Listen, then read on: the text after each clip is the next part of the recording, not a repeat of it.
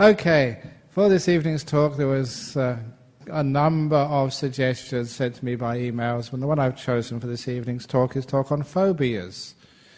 Because so many people have phobias about all sorts of stuff, whether it's little creepy crawly animals, whether it's in situations like being in aircraft or in elevators, or whether it's phobias against certain people or other situations, and phobias things happening to them again and again and again. It's the fear which is coming from certain situations, which sometimes stops one enjoying life and feeling a lot of freedom. So this evening's talk is going to be about phobias.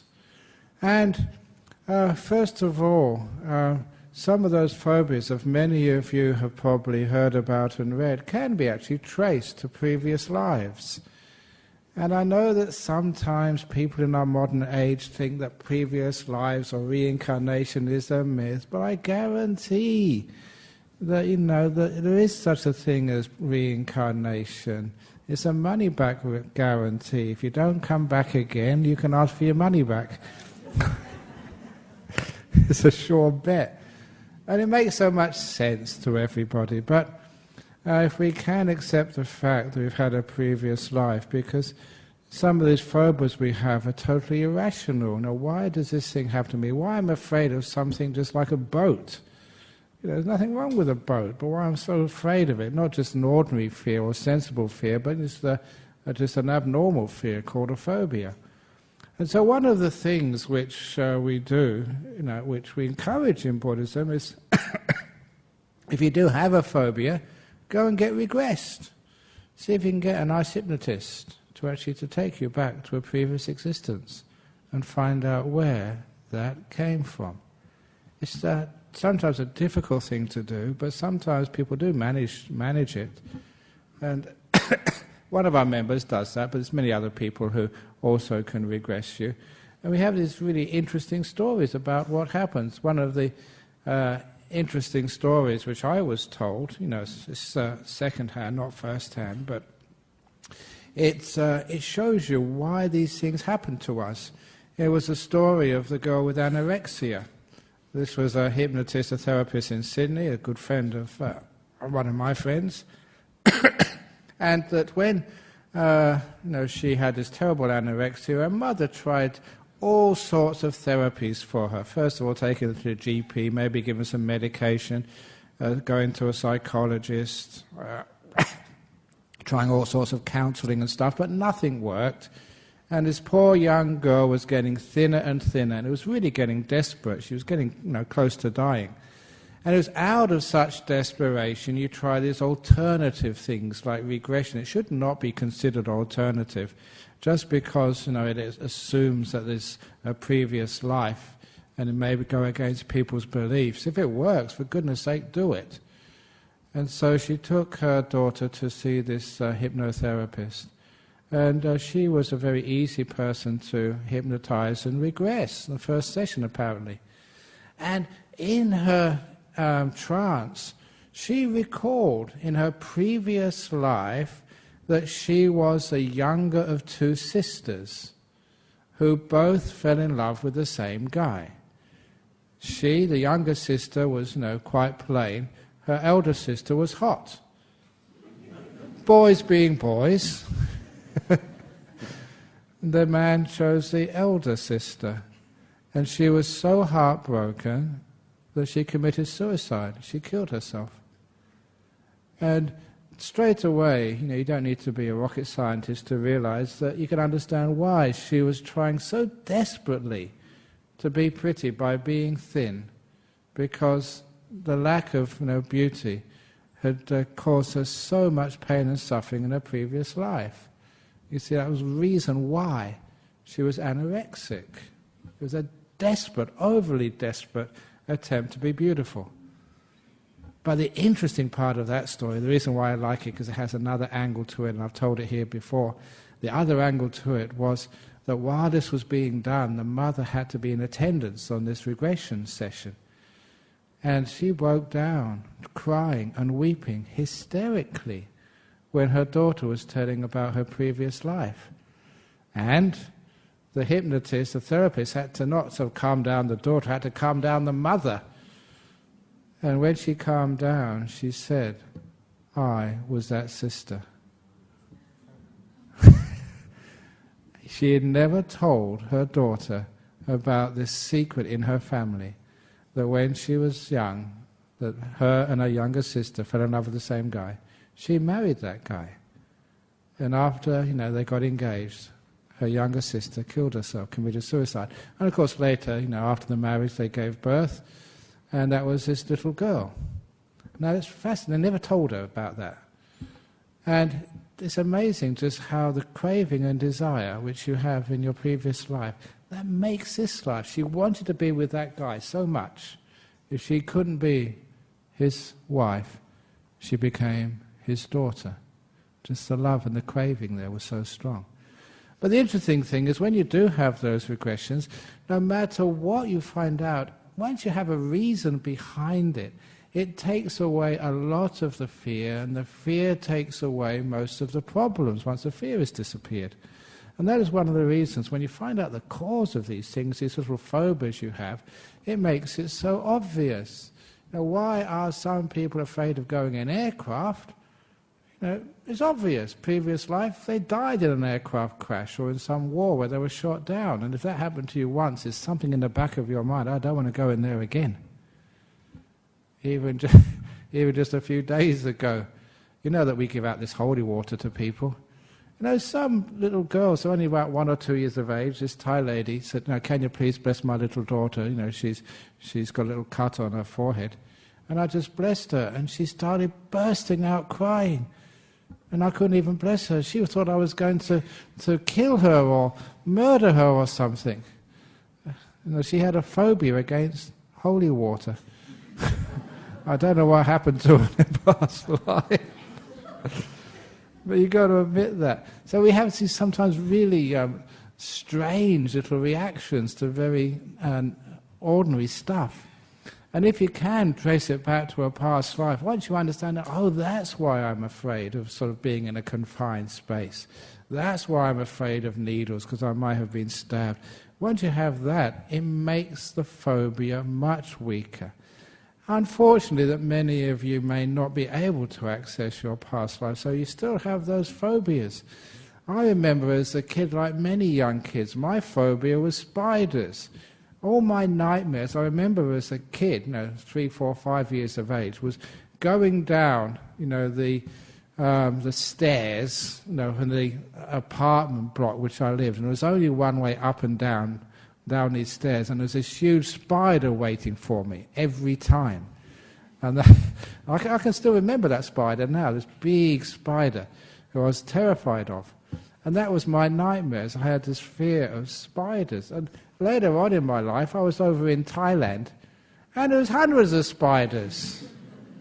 And I remembered many, many times, I got so used to spiders when I was in the northeast of Thailand, in the jungles. I remember in the hot season, it was really, really hot, you'd be bare from the chest up just to cool down, laying in your hut, and they had all these tarantulas would be running on the roof. And every now and again, one would fall right on your chest. Was I afraid? No, because it just ran off. And it tickled. I wasn't at all afraid. I think I actually quite liked it. And now you try it one day. They've got very tickly feet. They don't harm you at all. It's really quite sensuous. And being a monk without a girlfriend or anything, it was just quite interesting. And they were big ones, not this tiny little ones you have over here, big tarantulas, and they're really good fun, so you get to really like them.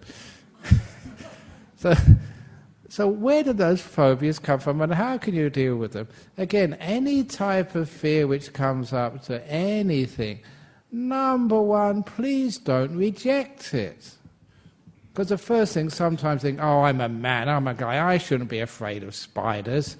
And I shouldn't be doing anything stupid like being afraid of an elevator.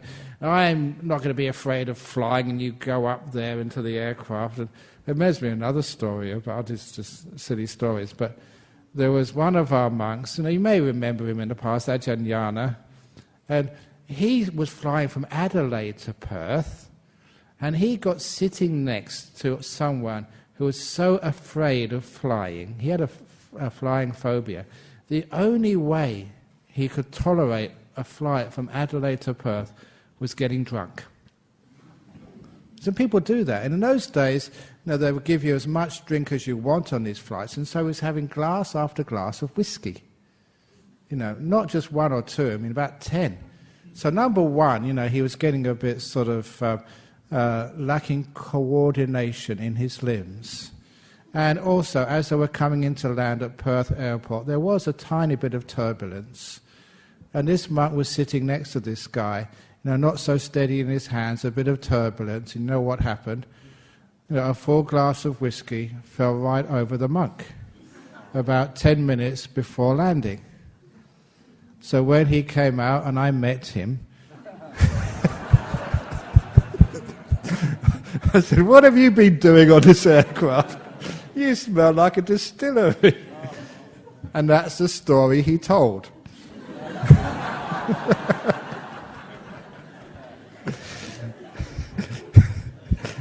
So you got to believe him. Well, I did have some doubts.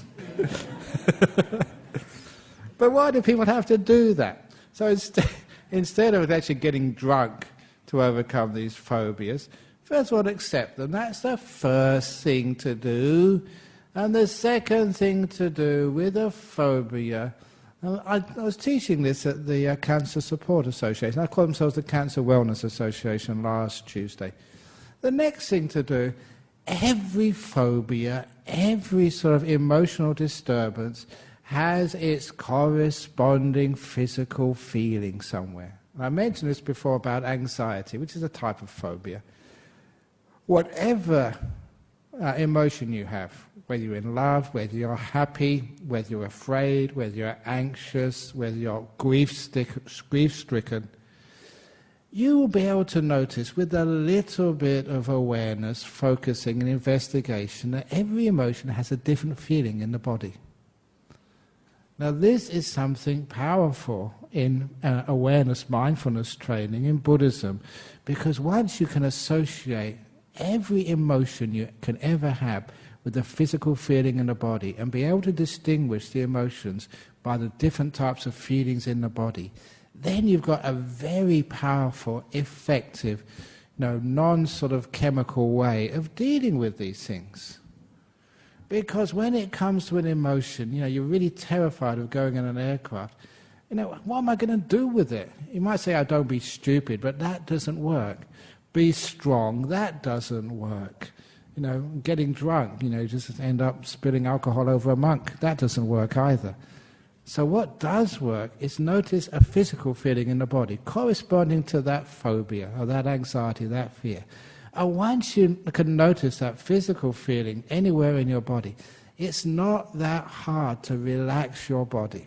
Massage does it, just a bit of hot water to relax it, a warm water bottle or something, or just anything which exercise can relax that part of the body. Once you can relax that part of the body, which has a physical manifestation of the particular phobia, once that goes, the fear goes with it, because the two are associated. The mind and the body are connected together at this stage of your life, and sometimes we can't deal with the mind thing, but we're very good at dealing with the body thing, which means if you can relax the body, with relaxing the body, you're relaxing the phobia, and the phobia goes. And one of the most important things is to relax your body. You're being aware of it and being kind to it. It's the same old combination which I keep talking about every week in different ways. Kindfulness, mindfulness together with compassion, which actually relaxes, softens, heals, allows you to let go of these things. During the meditation, I've been talking about being kindful to your past, kindful to your future, to relax those until they're not a problem anymore. I gave the simile this morning like barking dogs, and they just keep at you all the time. This phobia keeps at you all the time. It just won't shut up. And how do you get rid of the barking dog? You shout at it to shut up, and it barks even louder. You throw things at it, it barks even louder. You don't get rid of these things through negativity, awareness and kindness. And then these things calm down. Do that with the past, do it with the future, do that with the physical manifestations of whatever phobia you have. To be able to do that, you have to accept it first of all. It's there, it's real. Feel it, understand it, get to know it. That is always the first stage of any sort of overcoming of problems. You've got to know it first of all. In the Chinese art of war, of all books, the famous saying, know your enemy, know yourself, 1,000 battles fought, 1,000 battles won. Now, and this doesn't mean sort of soldiers, in battle array. It means the enemy within inside yourself. Whether it's a phobia, whether it's fear, anxiety, grief, whatever sort of phobia you have or emotional disturbance, you've got to know it first. Know your enemy, know yourself. 1,000 battles won. When 1,000 battles fought, 1,000 battles won. So you get to know the phobia, get to know how it feels, where it feels in the body, how it feels in the body, and then deal with it in the body ways. That is a great way of overcoming some of the phobias we have in life. And that's how I got to overcome the fear of spiders. You get to know spiders, study them. And they don't harm you, they can't eat you. They're more afraid of me than I am of them. How easy is it for a spider to kill you? How easy is it for you to kill a spider? You understand the difference? So I've got a lot of compassion for spiders. They really get. What do spiders do? Which really harms you. Why should you have a phobia about spiders? They're really nice. All they do is they sit in a corner of a room there and they just catch things which you don't like to have in your house anyway. They recycle the flies. They recycle the mosquitoes. They're really brilliant. And it reminds me, I like telling this story, it's a golden oldie, but the story of the suicidal spider, it's one of the stories in my latest book, The Suicidal Spider. Because once there was this spider, it was only just born, and after it was grew up, was taught by its mum, it left its mum to find its own house, and it built this beautiful, beautiful web in the corner of a room in somebody's house. And it put so much care, into its web. Just like whenever you may get your first house or first apartment, you're so proud of it, you paint it, look after it, furnish it, and you bring people round, to sort of, the housewarming party. And this spider, he hadn't even had his housewarming party yet, hadn't invited his friends yet. He just built this beautiful web in the corner of a house. Took him a lot of effort, a lot of time, and he was just sitting in the middle to rest and wait for lunch, because the spider comes by, a fly comes into the web by itself, and that's its lunch. He was waiting for lunch, relaxing, and what happened? Some idiot saw that and smashed it to bits. Have you ever done that? You see a cobweb in your house and you destroy it? What do you do that for? That's a spider's home. And this poor spider had to run for her life. It only just managed to escape the broom and just went next door. And of course, did another little web in the corner. This time, not as beautiful as the first one because it was a bit tired. But still, it built the web, sat in the middle of it, waiting for lunch and have a bit of a rest. And what happened again?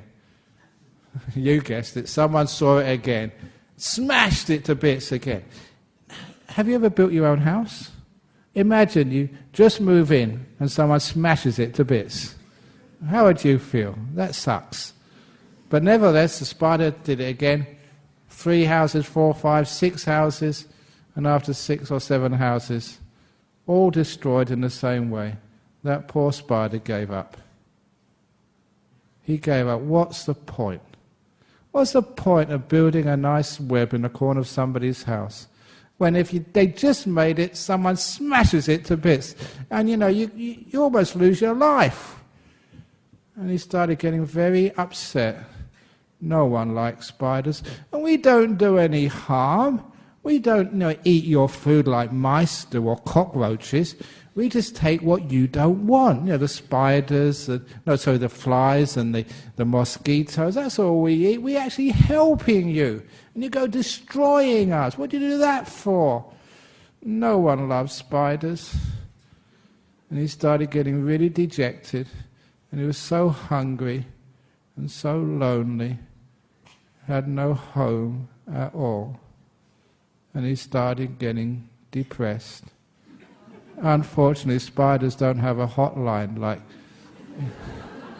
what's it called, Blue or something.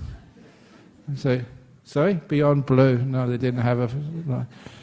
So he didn't know what to do except stagger down the path. And when you start thinking too much, like spiders do, worse than you guys. He was thinking and thinking. He was getting so depressed. It got worse and worse. And he became suicidal. He became the suicidal spider. Why wait? I might as well kill myself now. So he was walking on the footpath, and he really tried to get under people's shoes. On purpose. But every time he got in that gap, between the soles and the heels, the open area, even he tried, he got squashed. And then he decided to cross the road and get squashed under the wheels of a car. But he always went in the space between the wheels, never actually under the wheels. Because it's true, when you get really depressed, you can't do anything right, not even suicide. It's true. So he even gave up trying to commit suicide. He couldn't do anything right. And so there he was, just crawling down the street like a drunken person, not knowing where he was, crying, sobbing, really, really depressed. And then he sort of sensed that someone was looking at him. And he turned around and he saw the fattest, happiest spider you could ever see. Really fat, with a big smile on his face. Just the spider equivalent to Ajahn Brahm. And the big fat Johnny spider said, "What's happened to you? Why are you so sad?" And then the suicidal spider told a really sad saga of his short life. 7 webs built, 7 webs destroyed. Came so close to losing his life. No one loved him. He was so hungry and so alone and so sad. And when the jolly happy spider heard that, he said, "That's terrible. Look, why don't you come and stay with me instead? I've got plenty of food and I'm very safe." At which the suicidal spider said, "Hang on a minute. How come you're so fat and so happy? Didn't anyone destroy your web when you made it?" He said, "No," said the fat happy spider. "I've only made 1 web in my life and it's still there. That's why I'm so happy, and it catches lots and lots of insects. And it's in such a safe place, no one ever disturbs me. You can come, there's plenty for both of us." And the suicidal spider said, "Look, where in the city of Perth can you build a web where no one disturbs you?" He said, "Oh, it's in the donation box of the Buddhist Society of Western Australia. No one ever disturbs you in there."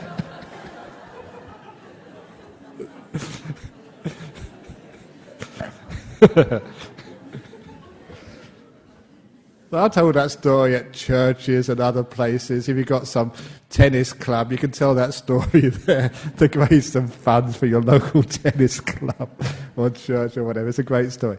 But anyway, so you're not really afraid of spiders at all, or even, snakes. Are you afraid of snakes? Why? They're not scary. They're really cute. They don't feel disgusting. I've trodden on a snake, and just felt it's really cold and slimy, but that's nice.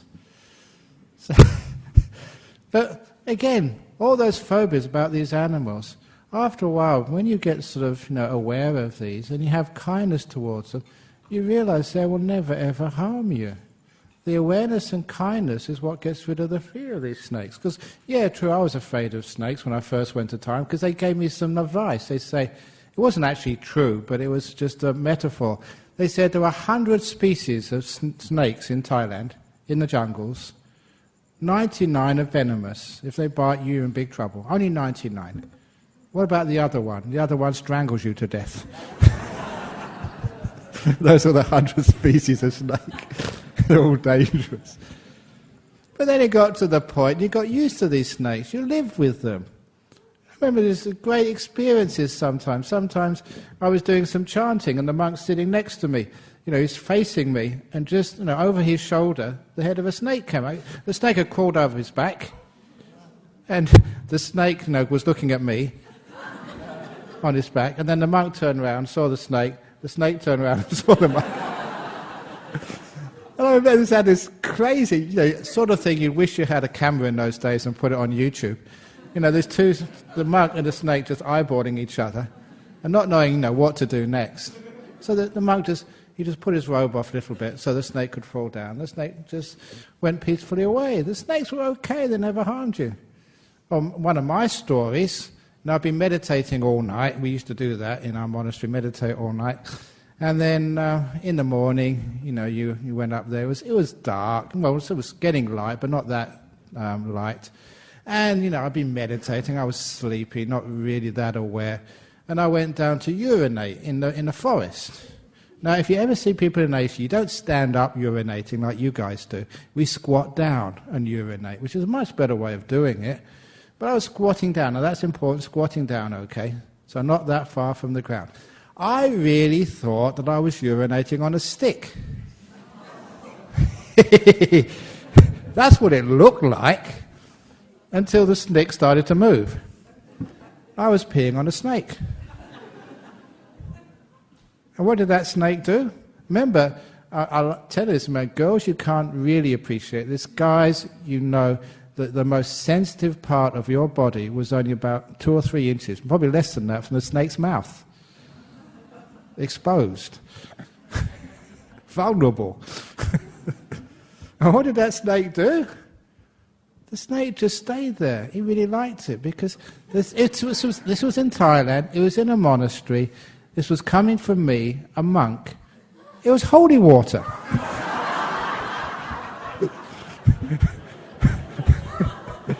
The snake was being blessed.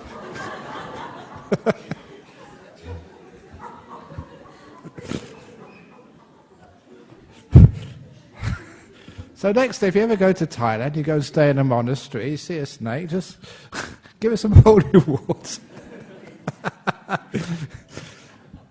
But anyway, it's with that, of course they would never harm you because you're kind to them. That's what we were taught. So any phobia which you have, whether it's some creepy crawlies or like being in an aircraft or something, be aware of that fear and be kind to everything. Because, the phobias, the fears, the anxieties of the future, what might happen to you next, that is anxiety, fear. And how we actually overcome that, again, the obstacle is that we try and reject it. Every time you reject it, you give it more power. Every time you deny it, you build its strength up. So, the awareness and mindfulness is accepting it, embracing it. This is truth. You are afraid, okay? Don't try and think you're not, otherwise it gets more powerful. You are, get to know it, get to understand it, and once you get to understand it, only then can you give it this compassion and kindness. Know your enemy, first of all. And don't fight enemies. If you fight them, you make them stronger. You may defeat them today, but they'll go back and regroup and come back again, as you see in real armies in the world. That never works. The compassion and kindness, if you can find that way around, it's amazing just how successful you can become with enemies. So you maybe have a phobia to a certain person. You don't like being around them when you're they're in the room. It's just like a phobia to being in a lift or being in an aircraft. You don't want to be in the same room with them. How do you overcome that? Be aware of them and be kind. But there's an old saying, love the tiger, but at a distance. Which means that if you have a phobia towards a person or to an event, When you are comfortable, when that event is not right in front of you, when you're not flying on the aircraft, when there are no snakes or little creepy crawlies around you, when you feel comfortable, safe, secure, then think about them. Think about the enemy when they're not there. Think about the boss at work when it's on the weekend, especially a long weekend, when it's a long time before you have to face them again. Think about them then. Because when it's at a distance, it's not so confronting. The phobia is not so in your face, which means it's much easier to be aware of it without getting all involved in the emotional entanglements, which you've built up from the past. Be aware of them, and then you can start changing your reactions to them. When they're distant from you, it's much easier to control your reactions. In other words, you can imagine your boss from hell, the boss from hell, and then you can give some compassion. What do I mean by compassion? A lot of times giving them the benefit of the doubt. They may be in a bad mood. They may be really upset. They may have had some accident. They may be brain damaged. Maybe that's true. So when you look at your boss like that from a distance, with compassion, giving people the benefit of the doubt, you can actually lessen that old habit of reacting with this negativity. But when you're right in front of them, you can't change habits. Then your old habits take precedence. So by being mindful and being compassionate, as a neuroscientist, you're actually rewiring your brain. They say every act of mindfulness and awareness, when your neurons fire like that, then you can actually rewire your brain. So your brain goes in different channels, not the old habits. I often say that what mindfulness is, people have all these definitions of mindfulness and awareness. Mindfulness, being aware, is like instead of having just one door you go through, you've got 3 or 4 doors you can go through. You don't have to keep repeating your old ways of doing things. You don't always have to sit in the same place in this hall. Don't look at me, I have to sit in this place when I come in here. You can sit in different places. You don't always have to go on the same way when you go to work in the morning. Try a different route.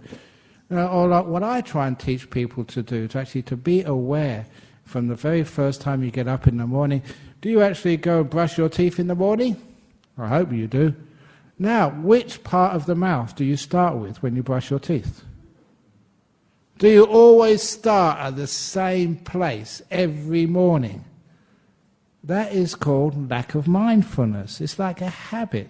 That means you just brush your teeth, you're paying no attention. So find out what side of the mouth you start brushing your teeth in the morning, whether it's the top left or the bottom right or the middle top. Tomorrow morning, brush it on a different part. Live on the wild side.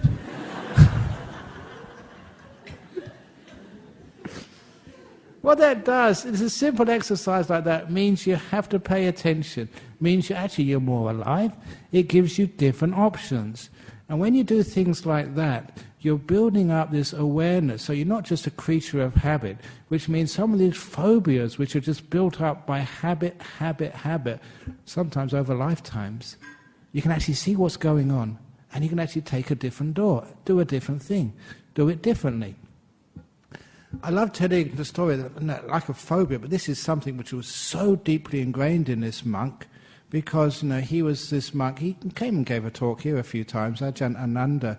He was a Marine in the US Army during the Vietnam War, and right in the front line in big firefights. And once he told me one of his friends had got shot in the foot. He called it the $1 million sort of injury because it's very easy to heal up, but he was out from the war. He could go home and be safe. And he was laughing at him. And that's a stupid thing to do because he lacked his awareness.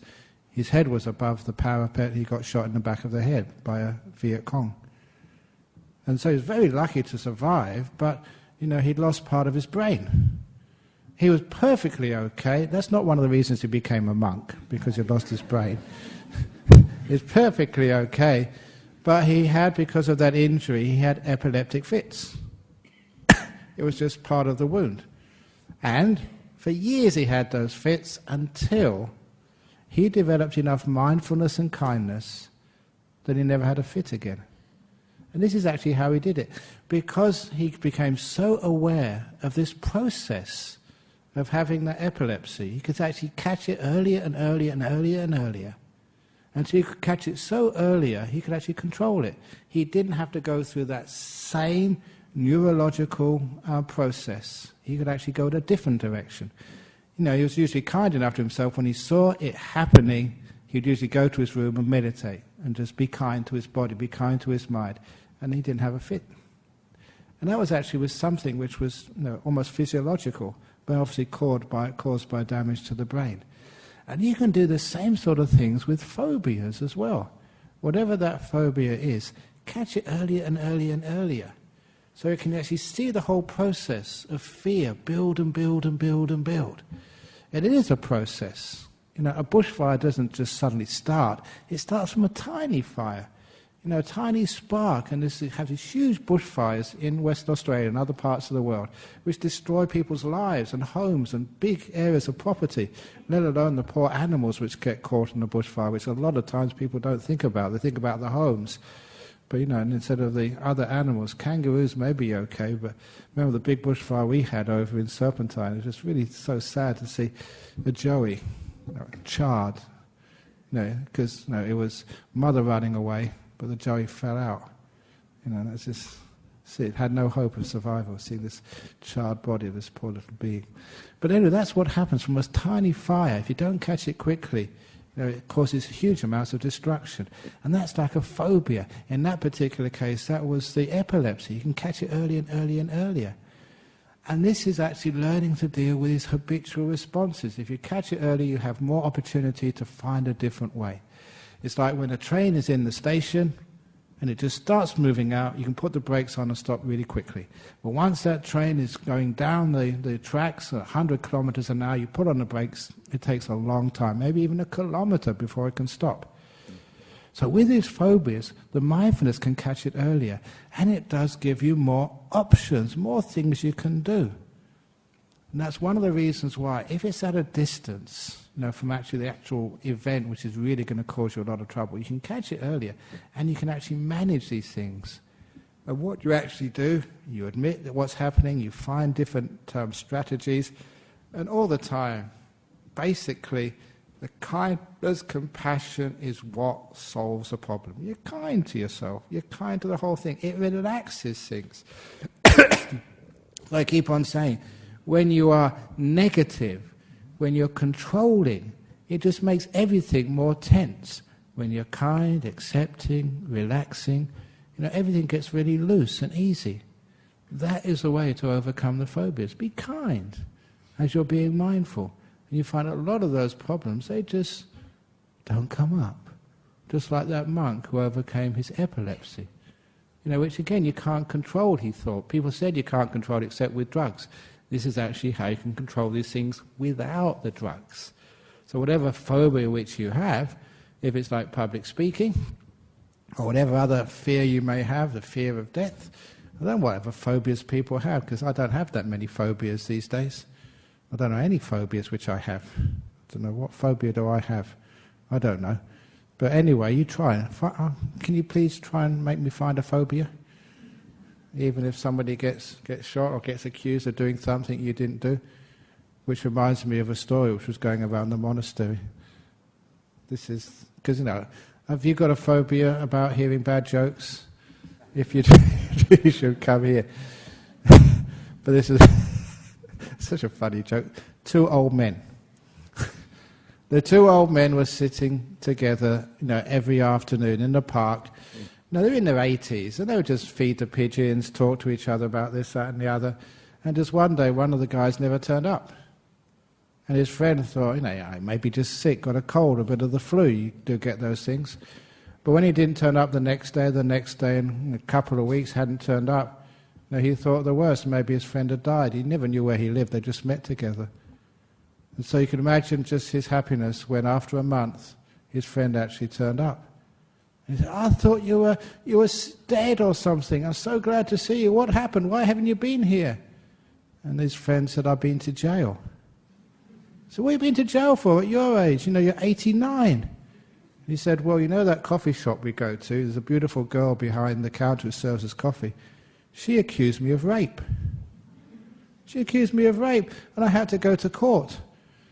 And I was so flattered by being accused of rape at my age, I pleaded guilty.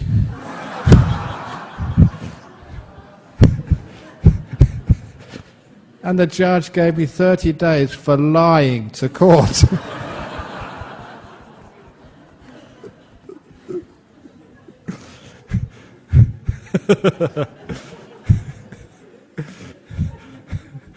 So I haven't got a phobia about telling jokes. Actually, I've got a phobia of not telling them. That's an old man's joke. If you're an old man, you're accused of rape. Yeah, okay. But anyway, so that's how to deal with phobia. Some awareness and some compassion, kindness. And you can catch it early, and you'll find that after a while, the fear you had before is not there anymore. And again, the other thing, you can feel it in your body. Deal with it in your body. A bit of massage, relaxing the body. You can relax your body. You know how to do that. If you relax the body, the phobia goes at the same time. Great ways of overcoming phobias.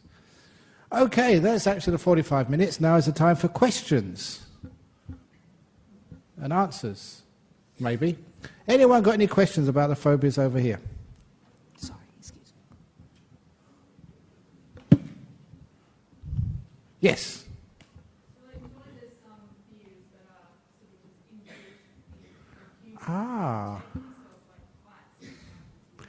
Is there some inbuilt fears such as heights which are there to protect you? Yeah, it is, but when it becomes sort of excessive, that you're so afraid of heights, you don't want to go, say, in an aircraft, because sometimes I'm in that aircraft, I'm going there tomorrow morning, that's why I'm finishing early tonight.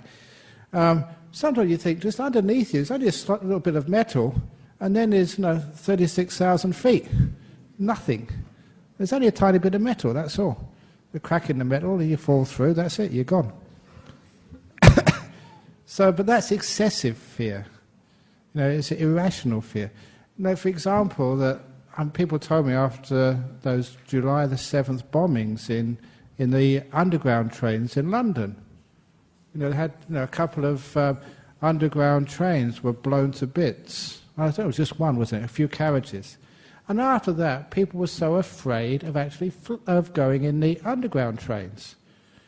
And so they went in their cars as well, until somebody told them that, look, how many times does a terrorist bomb go off in an underground train, and how many times do people die in car crashes? And it was like 100 times more likely you'll die by driving your car to work than you'll die in a terrorist explosion in the underground trains. It was totally irrational. And it was like the other time when I was going to Singapore to give a series of talks, and it was a time they had the SARS crisis. Remember SARS? Sudden acute respiratory syndrome. And it was really big in Singapore. So much so that I was actually on the aircraft, flying into Singapore, reading the paper. The front page had this big two-figure, 99 in black, because that was the number of people who developed SARS in that country at the time. 99 had developed SARS. And I was giving this series of talks. That was the time that my talks had been advertised on the back of a bus. I had this photograph. When I actually got there, we ran around in the car looking for a bus with my picture on the back. We found a few of them, because I want to prove to other people that it's absolutely true. When people say you've got a face like the back of a bus, that was me. I did. But they'd hired the convention centre there, and about 5,000 seats for 4 nights of talks. That's a lot of money they put in there. And I always remember just getting out the aircraft, getting out the airport, and there was a delegation waiting for me, and they were really worried. They put all this money in advertising, and the government actually asked no public meetings, to stop the spread of SARS. And so they said, should we cancel? And they were really serious. And I remember the way I answered that was how you overcome phobias and fears. And I said, how many people in Singapore? What's the population? I think at that time they said about 4 million. So that means 99 people have got SARS. That means 3,999,901 people haven't got SARS. When I point it out like that, it's an obvious thing. There's 99 have, 4 million haven't. That's a 40,000 to 1 chance. You're not going to get SARS. So let's go ahead. And not only that, I said, what is SARS anyway? Sudden acute respiratory syndrome. People who have weak lungs get SARS. And I say, you come to my talks, you'll be laughing so much. You're exercising your lungs, and that means you're not going to get the disease. So we went ahead. No one got SARS then. That was actually the end of the crisis. But a lot of time it was just totally overblown fear. And that's one of the problems. Some of the phobias, it's not realistic fear. If it was realistic fear, then of course, don't go walking into the bushfire. Don't go sort of tickling snakes under the chin. Coochie coochie coo. But what we mean by phobias is totally unrealistic. Going in an elevator, or going on an aircraft, or going on a boat, or talking to a person you haven't met before. The fear of the boss, fear of other people, fear of what other people think of you. All of those are totally irrational. And that's why we call them phobias, irrational fears. And these are ways you can overcome them. So have we got any questions on the internet yet? No. None. Amazing. Any questions here about phobias? I've got a phobia of finishing too early. Yeah? Is this what the government is doing, how to create a phobia for refugees? A phobia? That's a really good question. A phobia for refugees. Of course it is. A phobia that these are just importing Muslims, terrorists, Tamil tigers, if they come from Sri Lanka, into our midst. But, sometimes... how many people here, we get lots of Vietnamese here, Vietnamese refugees. And these are people who came in boats, the ones who made it. And look what incredible, wonderful service they've given to Australia. I had all these great, I remember Vietnamese jokes when I was young about, you know if a Vietnamese burglar has stolen from your home because they do your kids' homework when they're burgling as well. They're really working hard. An Australian, New Zealander and Vietnamese in a 3-flat apartment. And the apartment falls down because badly constructed. Who survives? The Vietnamese family survive because they're all out at work or at school. Australians are at home. New Zealanders at work. Totally racist, but there was actually some reason for that. And obviously the reason was because the Vietnamese refugees were working really hard. And if somebody has, this is my personal view, if they have the guts and the incentive, they work really that hard to even get here, that if you give them a visa, they're going to make something out of their life. They haven't had it easy. And whatever chances they're given, they take it with both hands. And they just really make an incredible life. And I've seen that to some of the, especially the Vietnamese community, because they're Vietnamese Buddhists, the ones who've actually made it here in the boats. I've been to their homes and their families, and they've done absolutely brilliantly from nothing. They didn't come with, even their clothes on their back were taken off. And they just came here with nothing, and just what they've done with that is incredible. So, sometimes it's almost like a filter. If they manage to get to this place, I would actually give them sort of the visa, get to work, and they'll always make a great job of it. And they'd be so grateful. That's my fault anyway. You may have some other problems. The problem is dying in the ocean, if they don't make it, which is a problem. But it's a difficult one. But it's a phobia and a fear. They're taking over Australia. Sometimes it might be taken over by people who work hard. It's so hard for me to get an electrician or a plumber down at Serpentine. It's okay for you guys here. Is it hard to get an electrician here? A plumber? Yeah, get some more in. So that's why you should any electricians in boats, they should be given a visa straight away.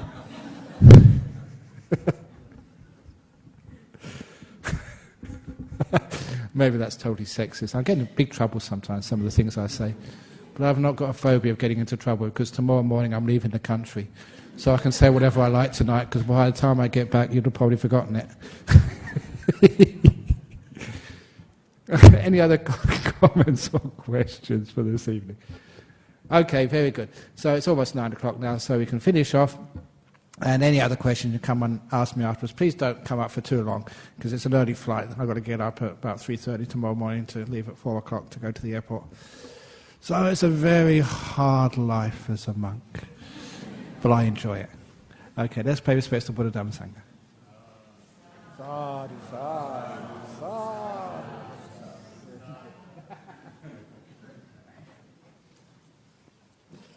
Arahang Sama Sambuddho Bhagava Buddhang Bhagavantang Abhivademi Sawakato Bhagavata Dhammo Dhammang Namasami Supatipano Bhagavato Sawaka Sangho Sanghang Namami